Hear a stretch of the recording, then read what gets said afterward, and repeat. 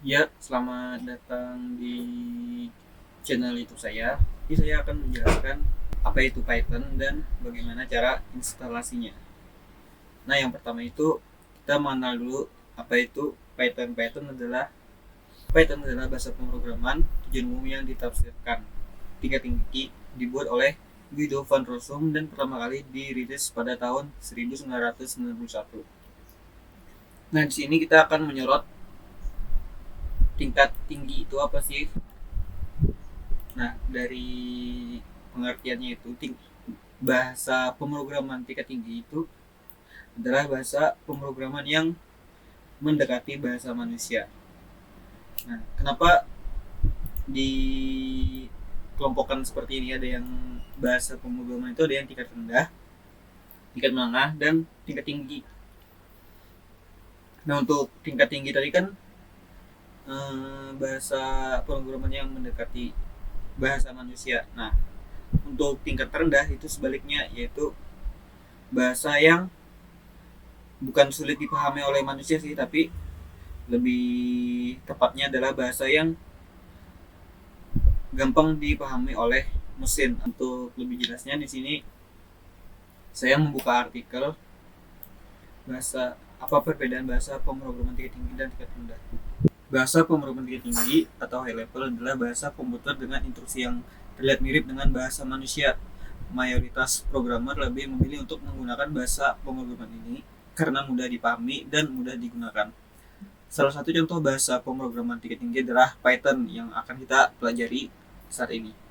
Bahasa ini menggunakan instruksi yang mudah dipahami seperti print, if, input, dan lain-lain. Nanti kita akan mempelajarinya setelah ini. Nah, meskipun terlihat seperti bahasa Inggris, namun komputer tetap dapat memahaminya karena program compiler atau interpreter akan menerjemahkan menjadi kode mesin. Nah, ini adalah karakteristik bahasa pemrograman tingkat tinggi. Yang pertama, menggunakan perintah yang mirip dengan bahasa manusia. Lebih tepatnya adalah lebih sering digunakan adalah bahasa Inggris. Karena ya bahasa Inggris itu kan bahasa universal. Lalu yang kedua adalah mudah dibaca dan dipahami. Dan yang ketiga, membutuhkan compiler. Yang keempat, portable, itu dapat berjalan di berbagai jenis CPU. Yang kelima, mudah untuk melakukan debugging. Nah, ini adalah contoh-contoh bahasa pemrograman tingkat tinggi. Nah, kita akan menyoroti Python aja ya.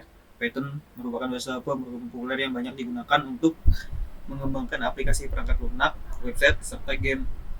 Bahasa bahasa ini memiliki sintaks yang sederhana sehingga mudah dipahami oleh para developer YouTube, Instagram, dan Quora. Nah, ini adalah contohnya. Beberapa contoh situs website yang dikembangkan menggunakan Python. Nah, untuk kebenaran ini saya kurang tahu ya. Nanti bisa kalian cek sendiri aja. Nah, kita lanjut untuk instalasinya.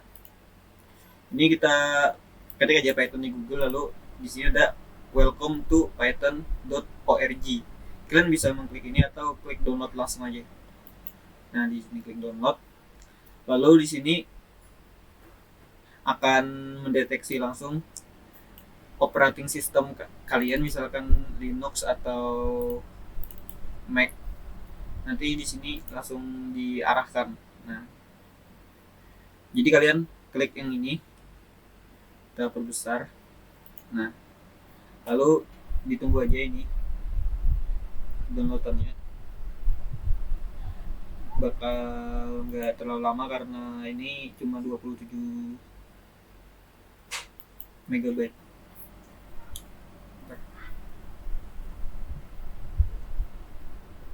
Nah, setelah itu kalian langsung klik aja, kalian jalankan.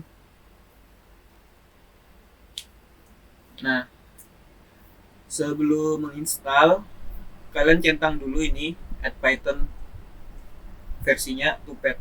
Yang ini centang, lalu klik install.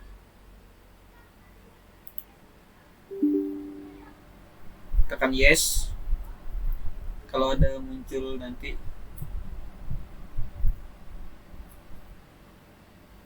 ditunggu aja.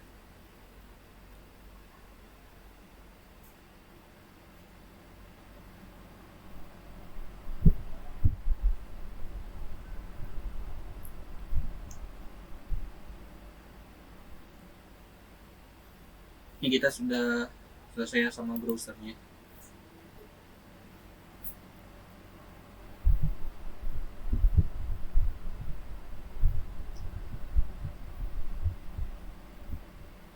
Nah, jika sudah, kita close saja ini. Lalu kita tekan Windows, aplikasinya. Nanti kalian ada di sini namanya Python. Nah, di sini kalian akan dapat ada folder Python-nya. Lalu di sini ada 4 program. Nah, yang kita klik untuk menjalankan Python itu kita pilih yang idle ini. Tulisannya idle tulisannya. Kita klik.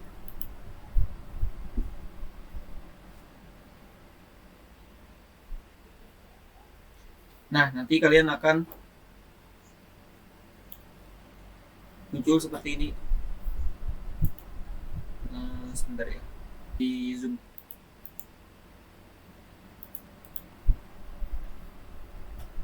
Nah, ini saya dibesarkan aja. Coba kita lihat.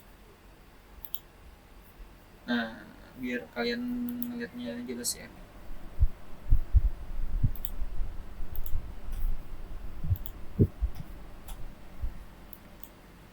Nah, di sini langsung sudah muncul kan. Kalian bisa aja, misalkan tadi kan. Nah, untuk menggunakan perintah print itu kan bahasa Inggris. Nah, kita tulis seperti ini. Nah, kita kasihkan buka kurung, lalu tanda petik, lalu kita tuliskan apa yang ingin ditulis, misalkan lalu dunia. Setelah selesai itu kita tutup ketiknya, lalu kita tutup kurungnya. Untuk menjalankannya kita tekan enter. Nah, ini adalah contohnya.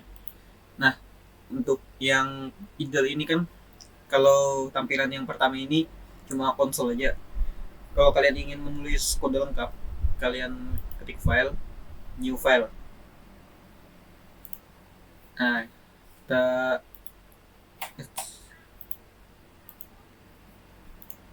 kita close aja yang ini, kita tutup.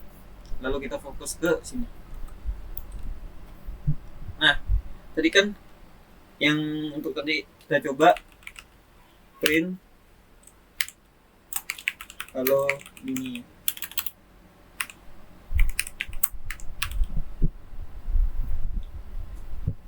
Nah, untuk menjalankannya tadi kan kita tekan enter. Kalau kita tekan enter yang ini, kita membuat garis baru lagi, misalkan print lagi nama saya Andika. Nah, seperti ini. Cara menjalankannya, ini ada tombol run di sini, baru run modul. Dan di sini ada shortcutnya F5. Nah di sini tapi dia minta save dulu, jadi kita oke. Kita save aja, misalkan kita download, kita taruh di dokumen, kita dokumen baru Python, misalkan ini latihan dasar. Nah, tapi ini untuk biar tidak disarankan untuk pakai spasi ya. Jadi gini aja. Kalau mau underscore atau underline, langsung kita save. Nah, ini langsung muncul lagi seperti ini jendelanya. Tapi ini dengan hasil yang sudah kita tuliskan ini. Misalkan kita run lagi. Nah, dia akan sini lagi. Jadi kita taruh aja di kanan, di jendela kiri. Jadi tiap kita tekan F5, dia akan menjalankan program ini dan ditampilkan di sisi kanan. Nah, lalu untuk print ini kan seperti ini, tapi tadi kan saya menjelaskannya menulisnya seperti ini kan. Print, buka, ketik, tulisan, tutup, tutup, baru kita jalankan lagi seperti ini kan.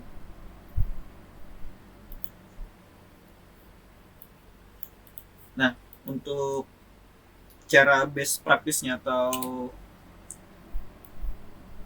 praktek yang paling bagusnya itu menulisnya itu seperti ini. Print, buka kurung, kita jangan petik dulu, kita ketik tutup kurungnya dulu. Jadi nanti kita menuliskan itu seperti print, buka kurung, tutup kurung. Baru kita mundur ke belakang, ketiknya 2 kali, baru mundur lagi, baru kita tulis apa yang ingin dituliskan. Misalkan nama Andika, lagi kita enter, hobi, misalkan hobinya bermain alat musik, kita simpannya itu save, Ctrl S bisa juga ya, Ctrl S, baru kita jalankan dengan F5. Nah, ini di sebelah kanan ini. Nah, itu untuk perintah print. Sesudah perintah print, di sini ada perintah input. Nah, tapi sebelum perintah input ini kita akan belajar dulu tentang variabel. Variabel itu apa?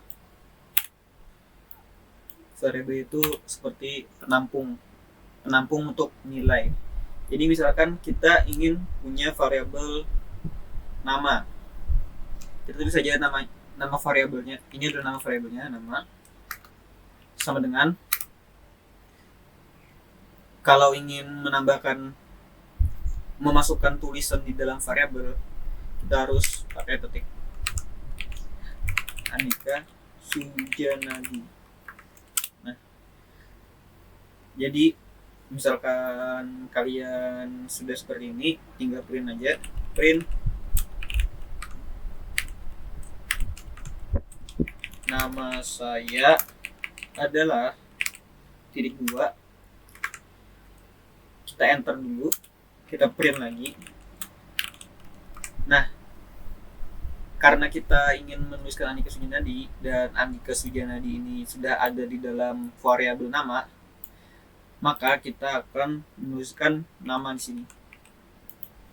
Nah, kalau sudah, kita simpan dengan menekan Ctrl S, lalu kita jalankan dengan menekan F5. Dan di sini adalah hasil jadinya. Jadi nanti munculnya nama saya adalah Andika Sujanadi. Nah, bagaimana untuk inputnya?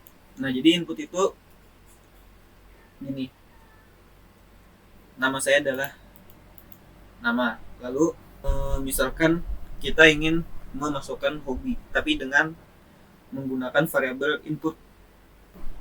Misalkan di sini hobi. Tadi kan bermain alat musik.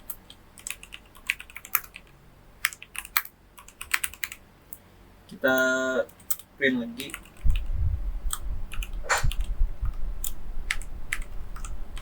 Bermain alat musik. Bukan salah. Hobi saya. 2. Kita printnya hobi. Kita coba ini dulu ya sebelum input ya. Jadi kita simpan, kita jalankan. Nah, di sini. Lalu jika ingin mengganti ini dengan input yang kita jalankan real time di sini, nanti kita langsung praktek dulu ya, biar kalian nggak bingung. Jadi di sini aja. Nah, jadi kita bisa mengganti variabel, misalkan kita seperti ini, berenang. Nah, tadi kan yang pertama ini kan hobi sama dengan bermain alat musik. Tapi di bawah ini kita mengganti isi dari hobinya. Ini kan pertama hobinya bermain alat musik, yang kedua ini hobinya berenang. Maka yang akan dijalankan itu di sini isi dari hobi. Jadi kalau kita simpan dan jalankan, maka yang ditulis di program jadinya adalah berenang karena sudah ditimpa. Jadi yang pertama itu kan nilainya itu isi variabelnya itu bermain alat musik, lalu kita ganti jadi berenang. Nah, lalu untuk input itu kita bisa menggantinya dengan input. Caranya bagaimana? Input seperti ini aja. Nah, bagaimana cara kerjanya? Kita simpan, kita jalankan. Nah, ini kan nggak keluar apa-apa nih, kecuali kita menuliskan hobinya. Jadi perintah input yang di ini akan menghasilkan proses menunggu sampai kita menekan enter. Jadi kita misalkan hobi makan apa? Misalkan makan mie goreng. Kita enter. Lalu baru program yang di bawah ini akan kembali lagi dijalankan sesudah kita menyelesaikan perintah input. Nama saya adalah Andika Sujanadi, hobi saya makan mie goreng. Nah, kita juga bisa kita mengetikkan nama juga ya. Jadi di sebelum hobi ini kita tulis nama sama dengan input juga. Nah, dan ini kita bisa menghapusnya karena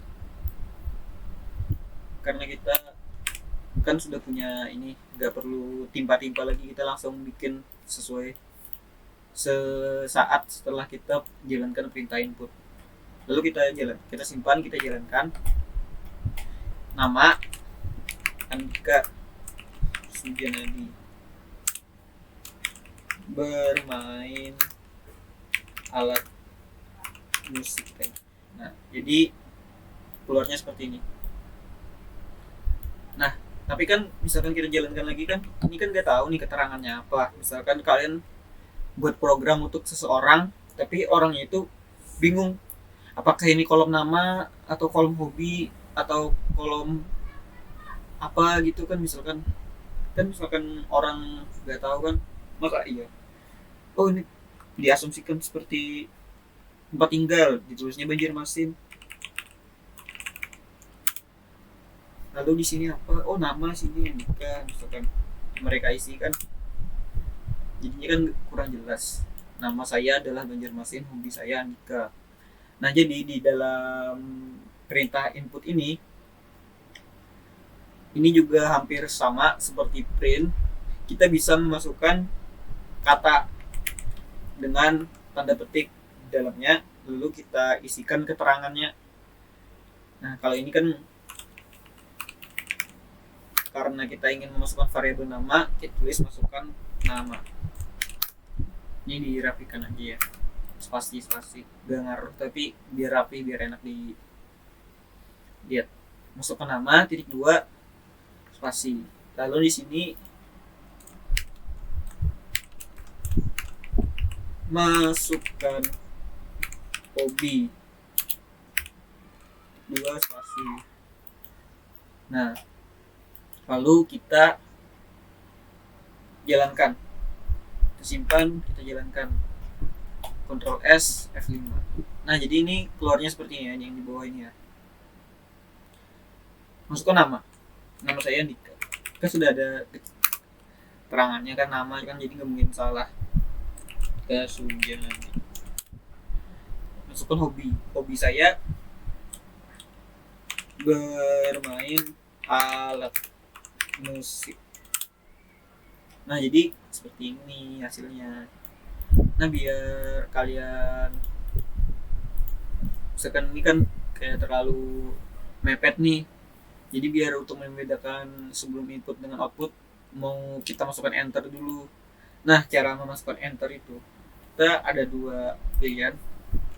Yang pertama kan dari program yang sudah kita buat yang ini, kita sudah bisa mengambil kesimpulan tiap tiap ada perintah print, dia akan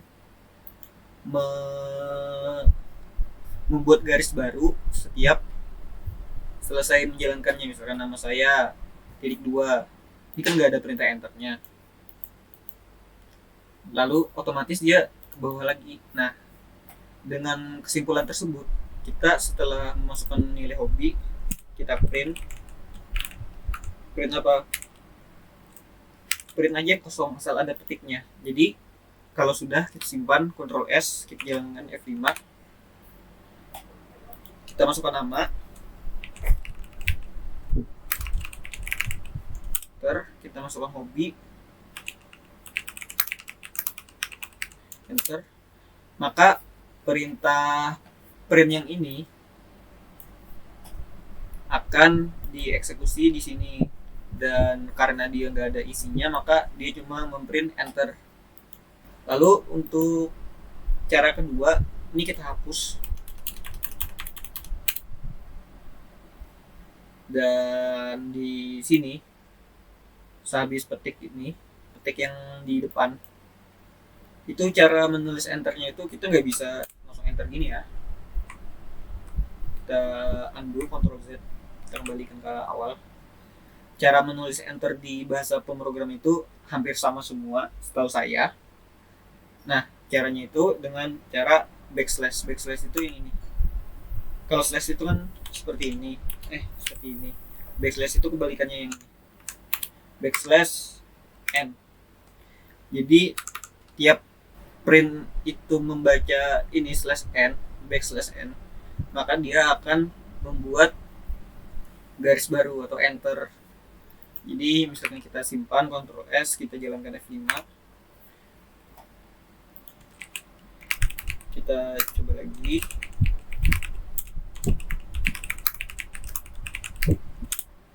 Nah, sama kan hasilnya, tapi dengan kode yang lebih ringkas, satu baris ya.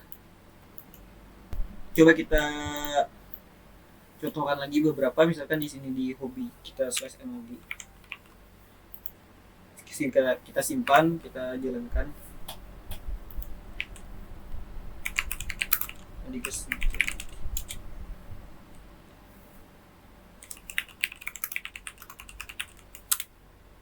Nah kan, tambah garis lagi. Nah ini nggak harus di depan ya. Misalkan nama saya, habis nama saya kita slash n. Kita coba lagi, simpan, jalankan.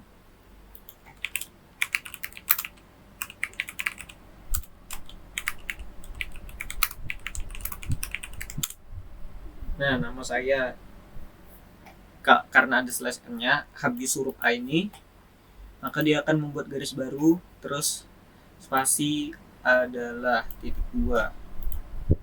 Kita kembalikan aja, Ctrl Z. Nah, tapi kan karena setiap print itu enter, maka kita nggak bisa nih bikin Andika Sujanadinya itu satu baris dengan nama saya. Coba kita coba lagi ya.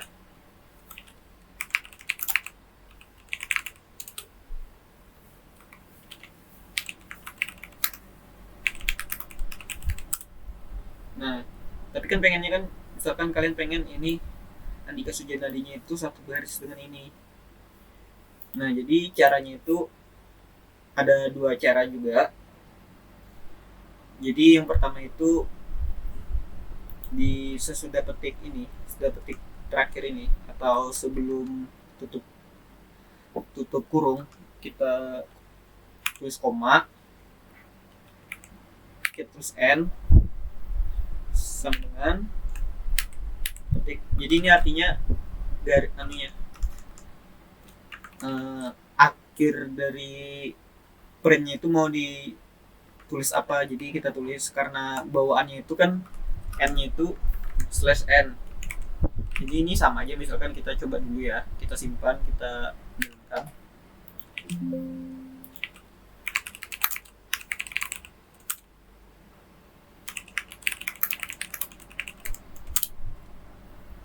Nah, seperti ini sama.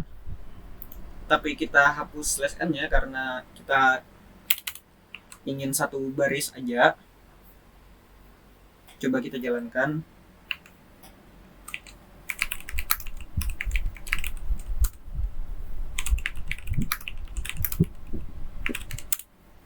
Nah, jadi ini sudah satu baris karena kita hapus n-nya, karena kan untuk bawaannya itu, bawaan perintah print itu n-nya sudah seperti ini, dan ini dihilangkan karena memang aturan awalnya seperti itu, dan kita bisa rubah dengan cara seperti ini, menuliskan n.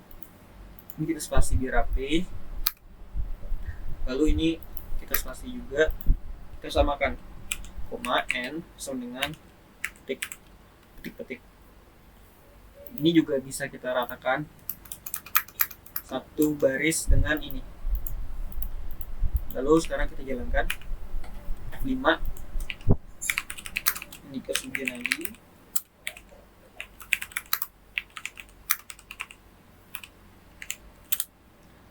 Nah, seperti ini jadinya. Nah, itu untuk input, print, dan variabel. Tapi ini untuk print ini ada dua ya. Coba kita n yang di ujung kita hapus aja biar satu baris aja, ini nggak ada enternya. Lalu di sini kita hapus n-nya. Di dalam Python ini ada namanya f-string. F-string itu apa? Kita coba cari aja di sini. F-string Python.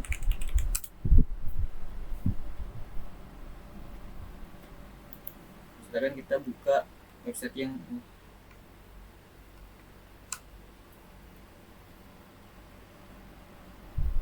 Nah, jadi f-string ini mengkombinasikan, kita bisa memasukkan variabel di dalam petik. Jadi kan misalkan kalau yang ini kita nggak bisa nih bikin variabel, kita taruh nama itu kan, misalkan kita ingin memasukkan nama di sini, kita copy, kita paste di sini, dia nggak bakal memprint nama seperti yang ada di sini karena di dalam tanda petik. Nah, bagaimana solusinya? Solusinya kita tambahkan huruf F sebelum petik. Nah, jadi seperti ini. Huruf F sebelum petik, lalu di yang ingin kita masukkan variabel itu kita isi dulu dengan kurung kurawal buka, kurung kurawal tutup. Nah, dalam kurung kurawal ini kita isi variabelnya nama.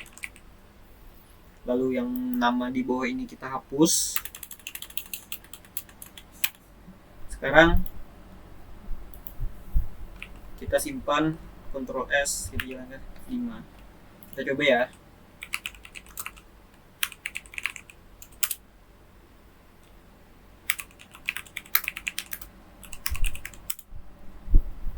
Nah, kan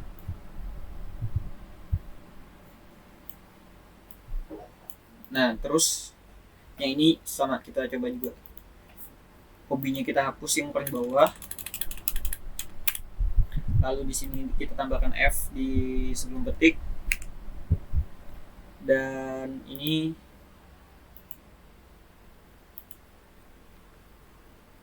kita kurung kurawal buka, kurung kurawal tutup, mundur satu ke kiri, kita tulis hobi. Kita simpan Ctrl S, tekan F5. Lalu di sini kita coba Andika.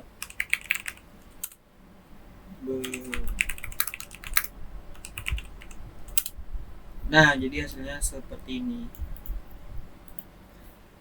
Nah, tapi ini cara singkatnya aja ya. Tapi nanti kayaknya untuk pembelajaran ke depan nanti kita pakai print biasa aja biar tidak terlalu rumit. Dan untuk sekarang ini kita cuma ini aja. Jadi untuk kesimpulan kita tadi kan yang pertama print dalam kurung tutup kurung, cara menulisnya ya. Nah seperti ini adalah tulisan. Lalu perintah input, sebenarnya input ini nggak apa-apa, nggak kita masukkan ke variabel.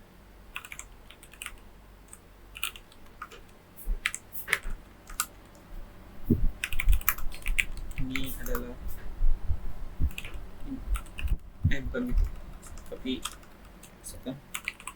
masukkan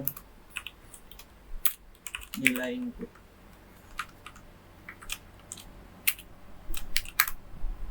Dan variabel tadi ya, kita coba lagi 5 nama lebih. Nah ini kan yang di akhir tadi kan ini adalah tulisan, masukkan nilai input, oke, enter, selesai. Nah jadi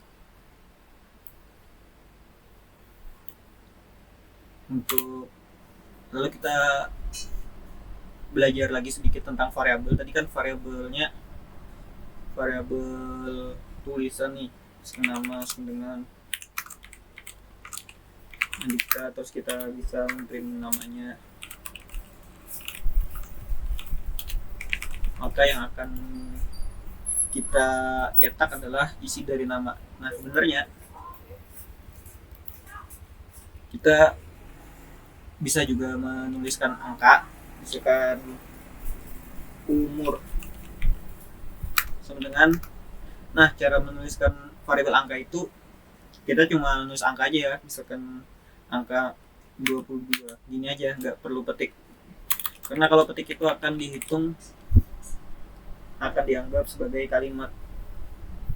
Jadi untuk di pemrograman itu kan kita sedikit materi aja ya dulu. Misalkan di pemrograman itu ada namanya string itu adalah kumpulan karakter atau char. Jadi kita tuliskan. Nah untuk misalkan kalian ingin menambahkan komentar segala macam di kode,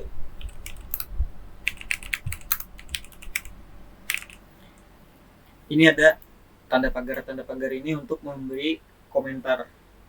Jadi apapun tulisan yang setelah ada tanda pagarnya maka tidak akan dianggap oleh compiler, maka ini nggak akan error. Ini adalah komentar. Misalkan tiap baris kalian ingin menambahkan komentar, misalkan nama Andika. Nah ini bisa aja seperti ini. Variabel nama diisi dengan kalimat.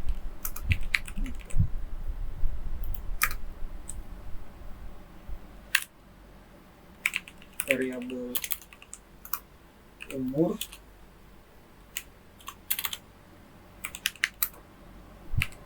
diisi dengan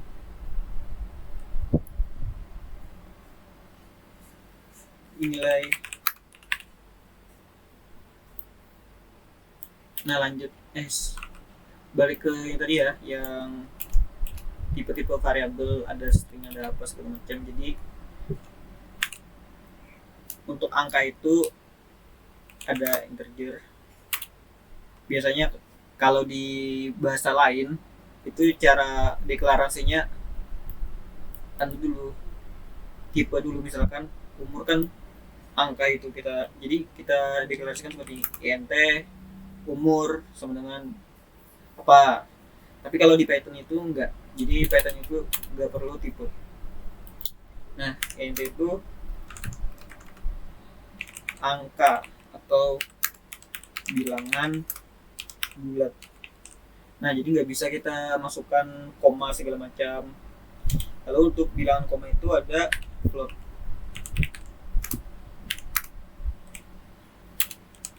Bilangan bulat. Bukan bilangan asli ya. Bilangan asli atau real. Dan ada lagi jenisnya bilangan asli itu yaitu double. Bilangan asli juga. Cuma keakurasian double itu lebih tinggi akurasinya dari float. Jadi ya gitu, namanya double. Juga makan memorinya juga lebih besar karena memuat lebih banyak informasi gitu kan. Tapi dengan keunggulan lebih akurat. Tapi ini cuma just info aja ya, karena kita nggak terlalu pakai di Python. Nah, ini untuk angka. Dan untuk tulisan itu ada char itu satu karakter. Misalkan contoh B 1 gitu. Nah, untuk penulisan char di bahasa pemrograman lain itu juga harus pakai petik 1, dan petik 2-nya itu adalah string. String itu adalah kumpulan karakter. Contoh, nah yang tadi yang petik 22 tadi, ini nanti dibaca string atau kalimat, kumpulan karakter atau kalimat. Akan dibaca kalimat dan tidak akan bisa dibuat operasi penjumlahan, pengurangan atau aritmatika yang lainnya. Contoh 22 yang seperti nama tadi Andika, ini juga string dan ditulis dengan petik 2. Itu khusus untuk program yang lain. Tapi di Python kita bisa menuliskan string dengan petik 1. Ini juga dihitung sebagai string kalau di Python. Jadi seperti itu. Kita hapus saja yang ini. Nah, jadi ini untuk cuma info aja. Lalu kita balik ke ini tadi, nama Andika umur 22. Kita print juga.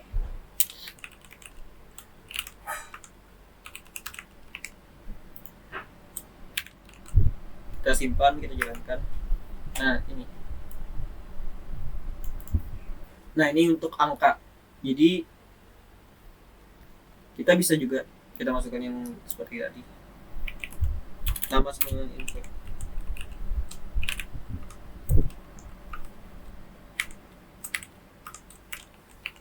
Masukkan nama Anda .2 spasi. Kita jalankan lagi F5. Nah, kita coba yang jalan tadi aja ya. Kita coba buat yang tadi. Nama Anda adalah 2 spasi koma n sama dengan petik. Lalu kita print juga umur Anda.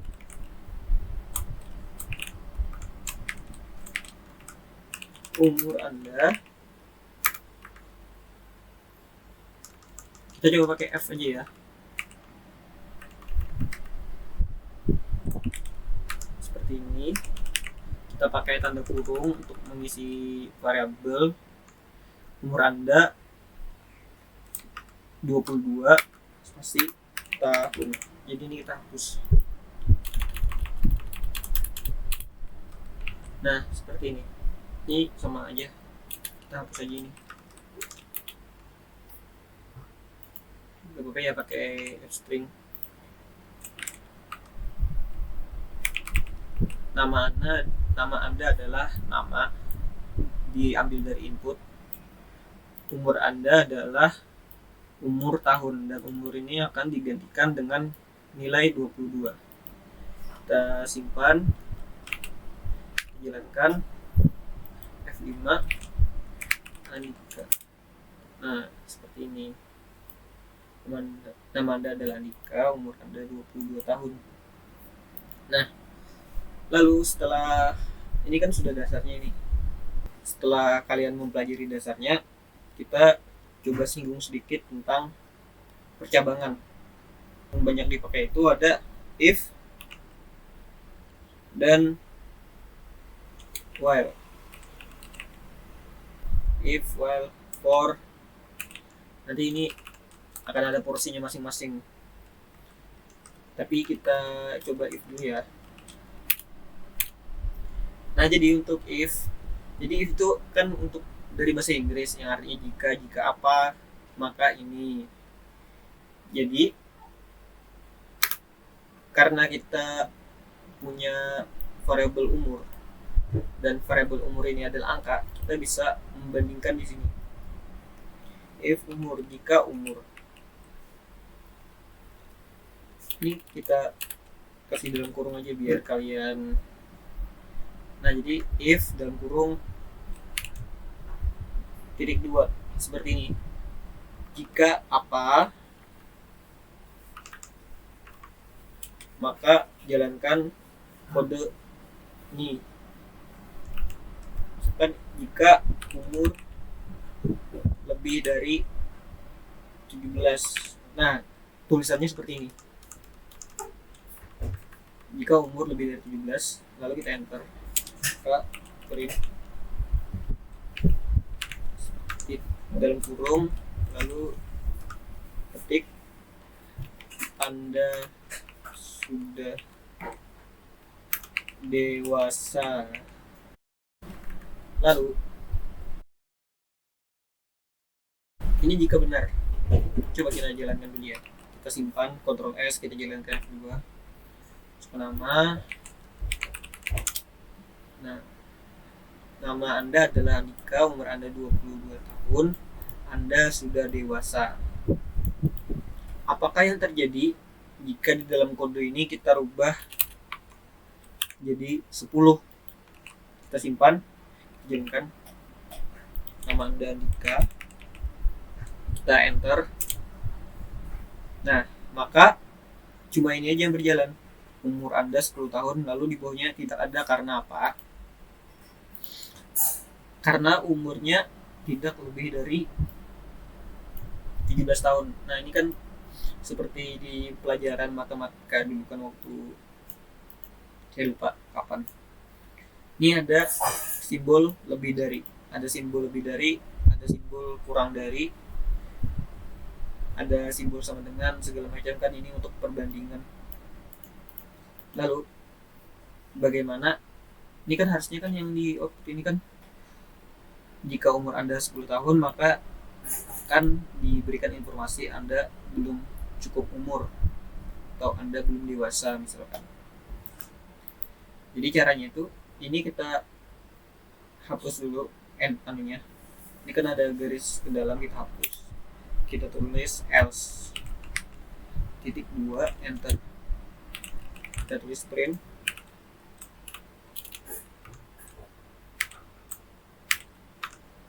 Anda belum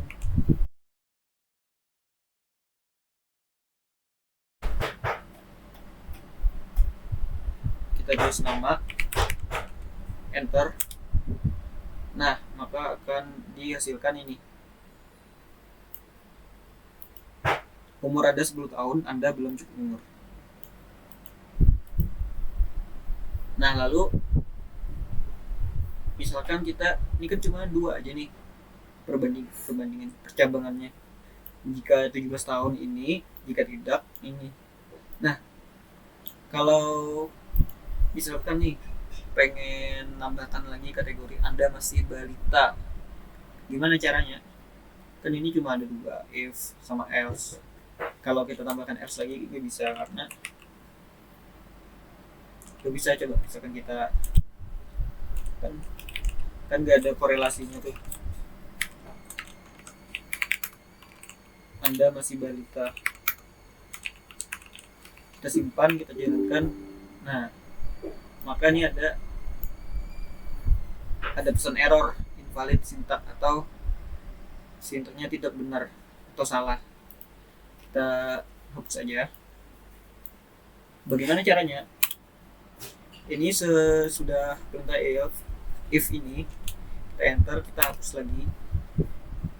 Nah, di sini ada perintah elif. Kalau di pemrograman lain tulisannya seperti ini, else if. Tapi kalau di Python jadi elif. Sama, cuma namanya aja berbeda. Nah, di elif ini tidak seperti else yang cuma langsung titik dua. Elif ini sama seperti if, dalam kurung titik dua. Di dalamnya kita tulis perbandingan yang lain, umur kurang dari 5. Lalu kita tulis print Anda masih balita. Kita simpan, Ctrl S, kita jalankan F5. Masukkan nama Anda nih. Nah, ini Anda belum umur. Kita masukkan 3 di sini. Kita simpan, kita jalankan. Umur Anda 3 tahun. Lalu keluarnya Anda masih balita. Nah, dan kita coba 5, apakah akan dapat hasil yang sama atau bagaimana? Kita coba jalankan lagi. Dan di sini jika kita mengisi informasi umur Anda 5 tahun, maka yang Anda dapat adalah Anda belum cukup umur.